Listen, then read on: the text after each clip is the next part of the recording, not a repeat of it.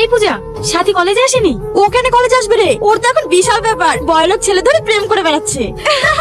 কি? কেন, তোকে কিছু বলেনি? তোর তো খুব কাছের বান্ধবী। তোরা মিথ্যে বলছিস, সাথী প্রেম করবে আর আমি জানবো না? আমি জানি তুই আমার কথা বিশ্বাস করবি না। বিকালে মেঘনা পার্কে যাস, তাহলেই সব দেখতে পাবি। তুমি তোমার আব্বুকে বলে কিছু একটা ব্যবস্থা করো।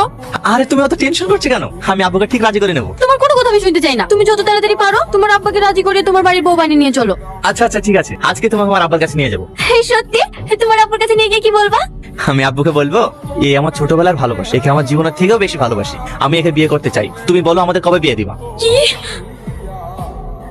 কি ব্যাপার, তুই এখানে? কে এটা সালমা? ইয়ে ইয়ে আমার বান্ধবী। ও আচ্ছা, হাই, আমার নাম টনি। তোমার নাম কি? ইয়ের নাম সাথী। Just on minute. হ্যাঁ বা বলো। আচ্ছা ঠিক আছে, আমি এক্ষুনি আসছি। সালমা, আব্বা ফোন করেছিল, আমাকে যেতে হবে। তুমি কিন্তু বিকালবেলা রেডি থাকবা, আমাদের বাড়িতে গিয়ে আজকে আমাদের বিয়ের ডেটটা পাকা করবো। আসছে? হ্যাঁ আসছে সাথী। তাহলে এই সেই আমার টনি। সেদিন তুই আমাকে টনির সম্বন্ধে মিথ্যা কথা বলেছিস। দেখ সালমা, তুই যেহেতু সব জেনে গেছিস, আমিও তোর কাছে কিছু লুকাবো না। আমি টনিকে ভালোবাসি আর ওকেই বিয়ে করবো। যদি ভালো চাস তাহলে আমাদের মধ্যে কাটা হতে আসবি না। কেন তুই এটা করলি? তুই তো জানিস আমি ওকে ছোট থেকে অনেক ভালোবাসি। তাহলে তুই কেন ওকে মিথ্যা পরিচয় দিয়ে ভালোবাসতে গেলি? হিয়াতে আবার মিথ্যা পরিচয় দেওয়ার কি আছে? আমার টনিকে ভালো লেগেছে তাই। বাহ, তাহলে তুইও শুনে না, টনি আমার ছিল, আমারই হবে। আমি ওকে সব সত্যি কথা বলে দেবো। তবে তুইও শুনে রাখ, টনিকে আমার কাছ থেকে কোনোদিনও আলাদা করতে পারবি না। চ্যালেঞ্জ। Challenge accepted.